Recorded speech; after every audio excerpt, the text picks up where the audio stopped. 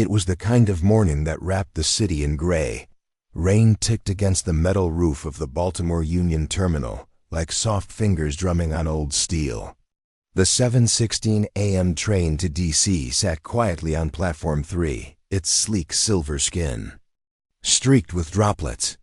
Commuters bustled, umbrellas folded under arms, headphones snug, coffee steaming in gloved hands. No one noticed the man with the worn leather boots and the bomber jacket step quietly into the last car. His name was Ellis Carter, and to most he was just another passenger. Ellis had worked on trains for most of his life, 32 years in maintenance, 12 of those in the back shops of New Jersey Transit, where he earned a reputation for knowing when something was wrong just by the way the train shivered on the track.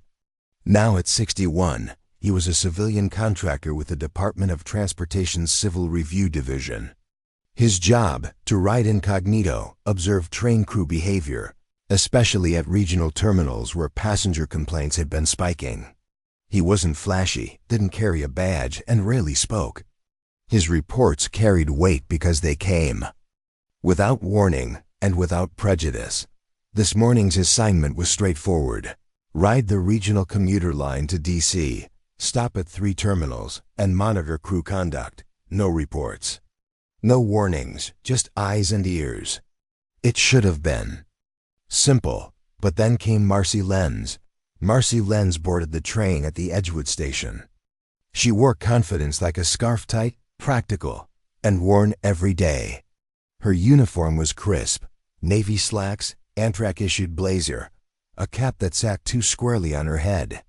Her nameplate glinted under the carriage lights as she swept through the aisle like she owned it. Ellis noticed her immediately, not because she made a fuss, but because she scanned the passengers with the practiced sharpness of someone who had grown too used to being in control.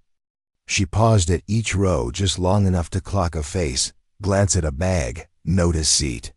When she reached row 9, where Ellis had chosen his window seat, her pace slowed for just a moment.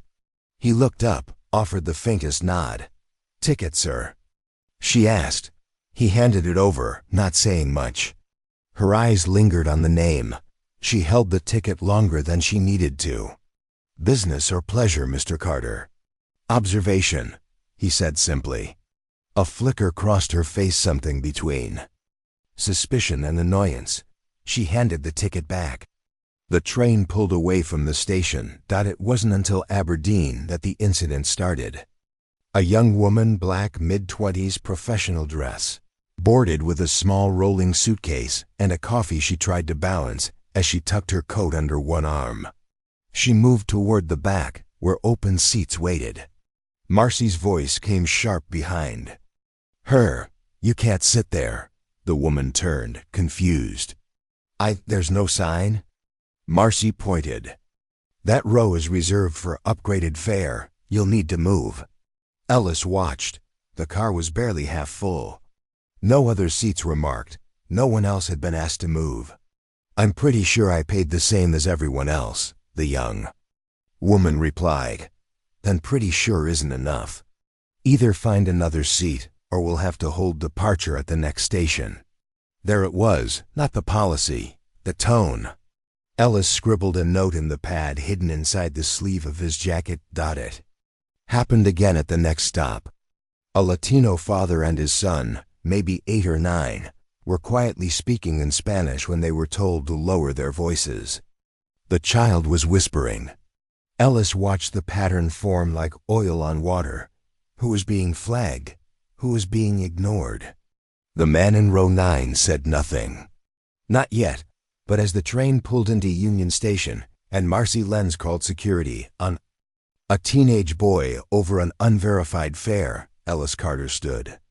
Not in anger, not to make a scene, but to show his badge. The look on Marcy's face collapsed faster than a failing brake system. "You're with," he held up the card. "Department of Transportation, Civil Oversight. What's this about?" she asked, feigning innocence, her voice thinner now.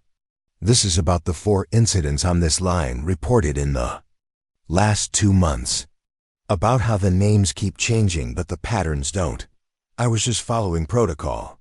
she said quickly. You can ask any of the other agents. Already did, he replied. Today was to see if the complaints matched the conduct. You confirmed them all. Union Station was filling with chatter, and though Ellis never raised his voice, word spread quickly that someone in uniform had finally been held to account. By noon, he had filed his preliminary report. By sunset, a formal review had been announced by the Department of Transportation. And by dawn, Marcy Lenz's name was trending. Ellis Carter didn't seek out these moments, but he believed in what he did. Because for every rider like him, there were 10 more who didn't know they were allowed to question the way they were treated. The next morning, Ellis boarded a new train heading south toward Richmond. Same jacket, same quiet steps. But now the staff watched him like maybe anyone could be watching. And maybe that was the point. At the Richmond Main Street station, he stepped off the platform with the same unassuming briefcase and the same quiet poise. It wasn't long before he felt the shift. Agent stood a little straighter. Conversations stopped when he entered a waiting area. Even without a badge displayed, Ellis carried the air of someone not easily dismissed. This time, Ellis Carter wasn't here to test frontline staff. He was here for the managers, the architects behind the curtain, who shaped the quiet policies that governed thousands of daily interactions. Within 24 hours of landing in Richmond, he sat across from the regional supervisor, Antoine Briggs, a broad-shouldered man in his mid-50s, who looked like he belonged more in a mechanic's pit than an office chair. You stirred up a lot of heat, Mr. Carter, Briggs said, leaning back with wary respect. That wasn't the goal, Ellis replied, but it was inevitable, Briggs grunted. What do you need from us? Transparency and access. I want to review conduct reports, incident logs, and training procedures for the past year, especially regarding complaint resolution. Briggs shifted but nodded. You'll get it. The files painted a picture, one that reeked not of isolated errors but systemic indifference. Report after report cited vague terms like non-compliant, evasive, or aggressive, almost exclusively next to names like Darnell, Aisha, Raj, or May. These weren't just isolated data points. They were signals of deeper rot. Meanwhile, names like Brittany or Tyler slid past scrutiny with identical infractions, missed boarding calls, improperly tagged luggage, documents requiring minor clarification, but they never triggered escalation. Ellis highlighted each case and began crafting a matrix of inconsistencies. Each note had a time, a name, a gate. As the hours stacked, the pattern only deepened. On his third day, he traveled under a different name again, Leon Porter this time. He boarded a local connector line and noticed how a young Latina woman was stopped twice for ticket verification, while a white man in business casual walked through with barely a glance. No raised voices, no outright racism. Just 1,000 small biases masquerading as vigilance. He noted posture, tone, delays, and glances.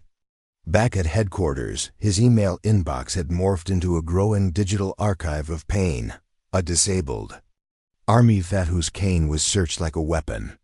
A Caribbean immigrant who missed his naturalization hearing because of a gate delay caused by facial verification issues. Ellis annotated each story, linking them with metadata and cross-checking. Training logs. He pulled in airport camera timestamps, agent shift rotations, and regional supervisor notes. He wasn't just building a case. He was building a living record of how bias traveled through institutions like electricity, silent until it burned. When he submitted Phase 2 of his audit, 3 suspensions were issued by the Richmond station within 48 hours. A 4th agent resigned. Draft revisions of the complaint intake process were circulated to all regional managers. But Ellis knew this was only the surface, the visible mold above deeper decay. His next stop was Chicago, not because it had the most complaints, but because it had the least. That's where silence gets dangerous. People stop filing complaints not when they stop caring, but when they stop believing anyone's listening. Back in D.C., Ellis returned not as a field agent, but as a symbol.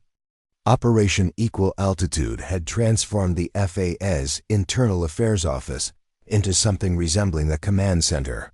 Oversized screens mapped racial disparity complaints by airport, by gate, even by agent. Civil rights attorneys, policy analysts, and agency staff were now working in rotating shifts to process an avalanche of public responses. Stories once confined to airport lounges, quiet tears in restrooms, or late-night social media rants were now being logged as evidence. Ellis didn't seek media attention, but the spotlight found him anyway. He gave few interviews, preferring action to talk, and focused instead on writing. In the solitude of his apartment, he filled notebook after notebook documenting not just what had happened to him, but every moment he'd ever second-guessed whether he'd been profiled. Every pause at a checkpoint, every security double-take. He wasn't writing to relive it, he was writing so it couldn't be denied. Meanwhile, across the country, the movement gained momentum. In Portland, a video surfaced of a black father asked to remove his shoes at the gate while his white coworker walked through unbothered. In Houston, a single mom shared footage of her son 12, American-born being, asked if he really packed his own bag. The agent didn't yell, he smiled, but that smile held power, and now the nation saw it. Capital Sky, the airline involved in Ellis's original incident, issued a sweeping apology, suspended the gate agent, and launched mandatory retraining. Ellis wasn't impressed. Performative gestures, he muttered to his team. He wanted policy.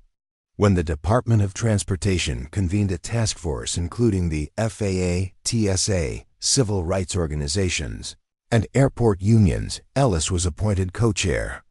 At the inaugural meeting, he addressed the room of suits and skeptics with steady calm. This is not about one airport. This is not about one person. This is about a culture.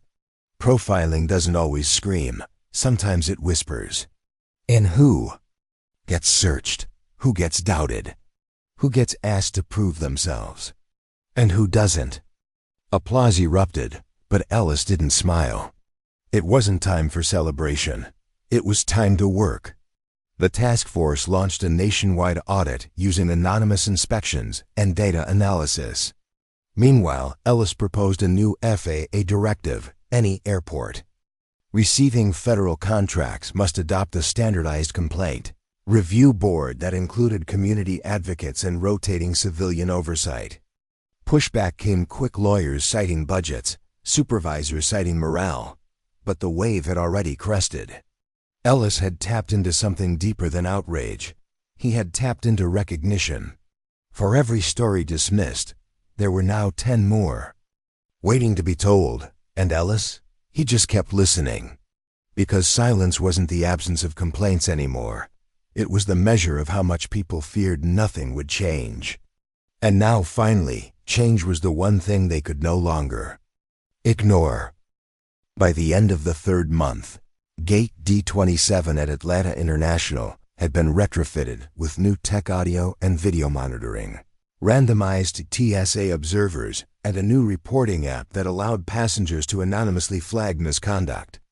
But Ellis didn't just want compliance, he wanted empathy. So he worked with a grassroots education group to develop a training module called Flight Faces, a program that showed agents the lived experiences of passengers from every background reel. Stories, real consequences, and the voices of those most often silenced. It wasn't perfect. Resistance came in waves. Some staff felt attacked, some supervisors dragged their feet. But something had changed.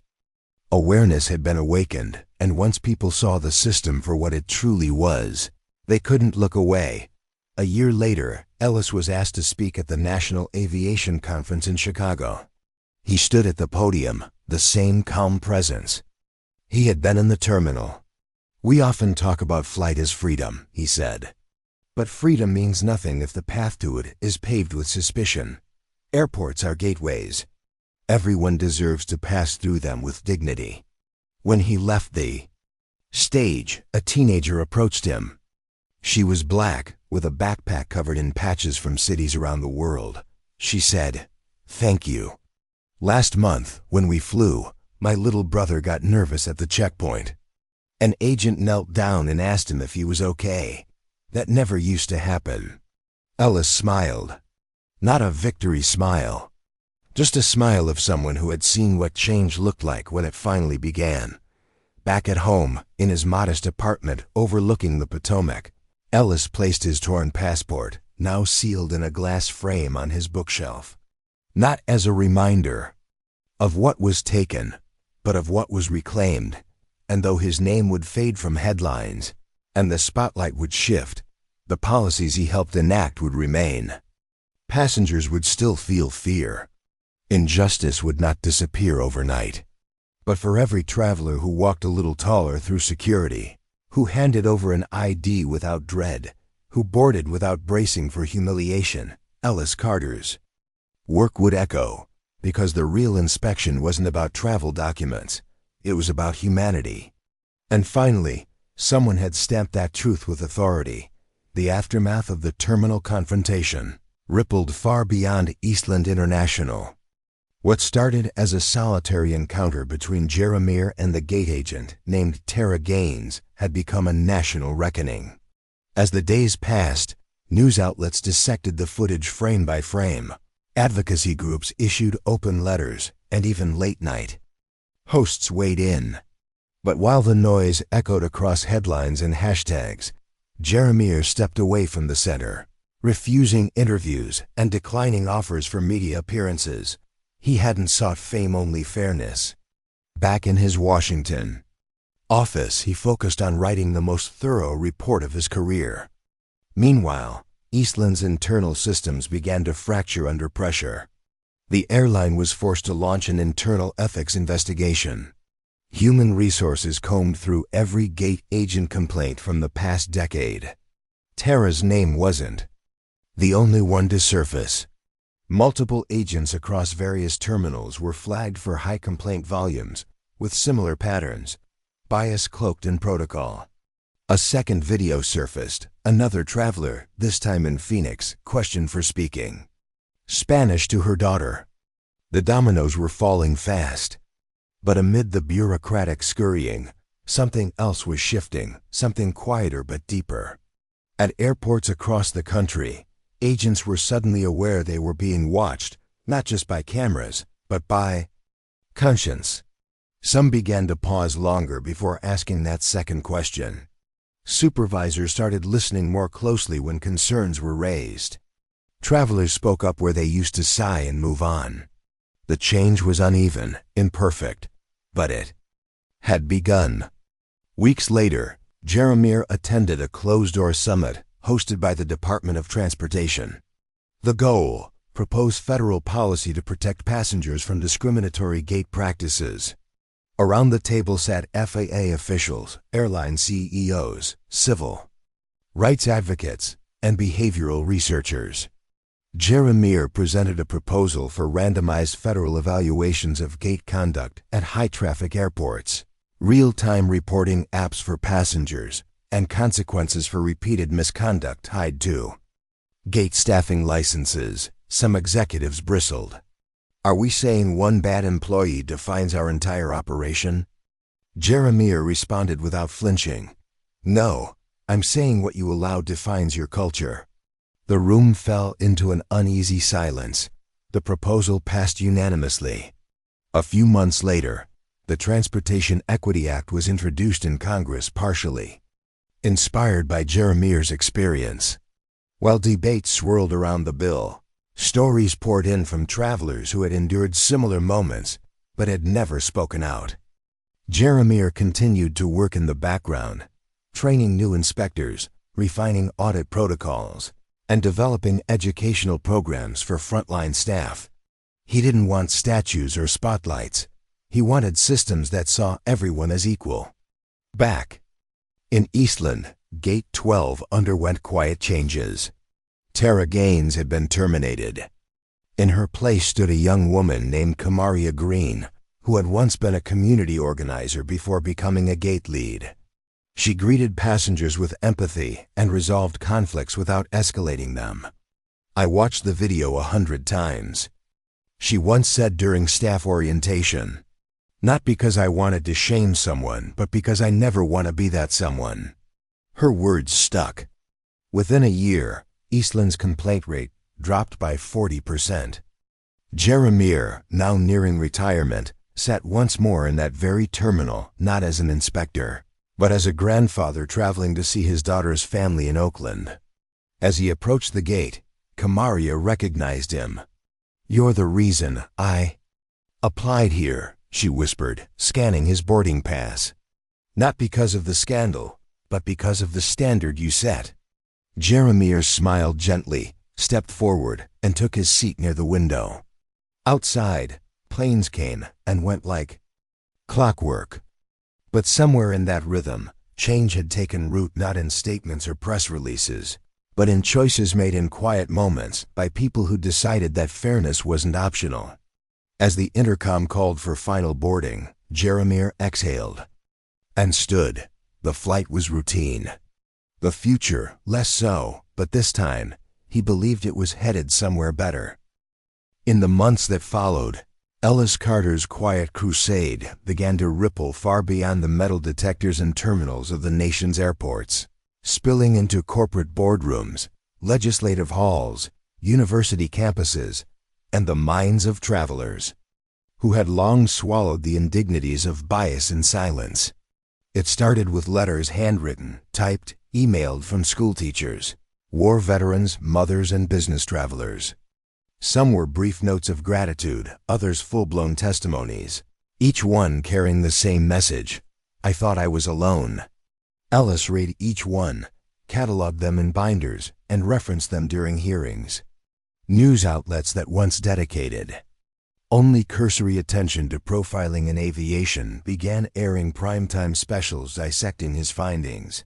And as journalists dug deeper, the skeletons that emerged weren't just from one airline or terminal, they were nationwide. Lawsuits followed. Congressional hearings erupted. Ellis was called to testify 5 times, and each time, he carried the same calm dignity he had shown the day he stood at Gate D27, offering lawmakers not emotion, but precision numbers, patterns, and lived experience. He advocated for a federal ombudsman office for passenger rights, suggested gate-level accountability models where staff performance included bias-related incident metrics, and pushed for training to be handled not by HR departments, but by independent ethics organizations. Meanwhile, Operation Equal Altitude's data grew vast. It exposed that profiling wasn't occasional, it was procedural. Not because people were cruel, but because unchecked systems rewarded complacency and penalized empathy. One Midwest airport implemented facial recognition software that flagged darker-skinned passengers more than double the rate of others. A Southern hub's review showed gate agents had a pattern of sending Arabic-named travelers to secondary screening 5 times more than average. And yet, for every statistic, Ellis could point to a face, a voice, a moment of unnecessary humiliation. He began inviting formerly profiled passengers into training sessions, forcing decision-makers to meet the eyes of those they'd wronged. Change followed, not just the symbolic kind, but written into contracts, job descriptions, and airport signage. A new set of FAA guidelines required every major airport to maintain bias response logs and display passenger rights in every gate area. Staff now wore name badges with unique QR codes, allowing anonymous reviews. Ellis kept traveling, not in disguise, but as himself, invited now by airports seeking transformation, not avoidance. He visited LAX, Newark, Miami, and Minneapolis, giving talks not from podiums, but at breakroom tables and beneath humming terminal lights, asking the same questions: who do you stop and why? Do you ask differently depending on the skin you see? Do you trust the child of a white couple more than a black father flying solo? These weren't accusations, they were mirrors. And in the reflection, many finally saw themselves. Meanwhile, Former agent Stephanie Wilcox's name became shorthand for a moment of reckoning. A documentary aired featuring her incident alongside others, showing the human cost of casual authority unchecked. Stephanie declined all interviews, but issued a statement saying she was undergoing deep personal reflection. Ellis didn't seek vengeance, he sought awareness. When asked what he hoped would happen to people like her, he simply said, "I hope they learn what it means to see someone fully." By the end of the year, Ellis was nominated for a Civil Justice Medal and the Presidential Medal of Freedom. He declined both initially, uncomfortable with being turned into a symbol, but eventually accepted not for the spotlight, but because it gave him the microphone to pass to others. At the awards ceremony, he stood in a dark suit, holding the hand of his niece, a young girl who had once asked if she'd have to face what he did. He told her, "Now maybe not." His final words to the crowd weren't about legislation or policy. They were about love. Every passenger you ignore, delay, or dismiss could be your mother, your brother, your child. This work isn't about airports. It's about humanity. And if we can get that right in the most impersonal places, maybe we can learn to carry it everywhere else. That night, social media lit up not with hashtags but with hope. People began sharing positive gate experiences, lifting the workers who treated them right. It wasn't perfection, but it was progress. Years later, Ellis would quietly retire from the FAA, not because he was tired, but because it was time. He returned to teaching, running seminars for law students, training the next generation of quiet changemakers. And when he walked through airports, now with a bit more gray at his temples, staff nodded not out of fear, but respect. Ellis Carter didn't set out to be a hero. He just refused to pretend he hadn't seen what he'd seen.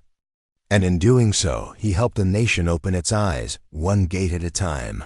And so, as Ellis Carter stepped through the sliding glass doors of yet another bustling terminal, this time not as an investigator, not as a symbol, but simply as a traveler, he carried no folder, no badge, no quiet agenda. Just his worn leather carry-on and the quiet knowledge that something had shifted. The echoes of what happened at Gate D27 had become more than just a viral story. They had grown into a movement that forced an industry to look inward and ask better questions. He no longer had to scan the faces behind gate counters for signs of dismissal or doubt, because many of those faces now met his with a nod of accountability, of recognition. Airports hadn't become perfect places, but they had become more self-aware, more humane, and far less silent. Ellis didn't need headlines or medals. The real reward was knowing that the next time a young traveler with brown skin and nervous hands approached a boarding agent, they'd be seen not as a threat or a mistake, but simply as someone going somewhere. And that was always the point.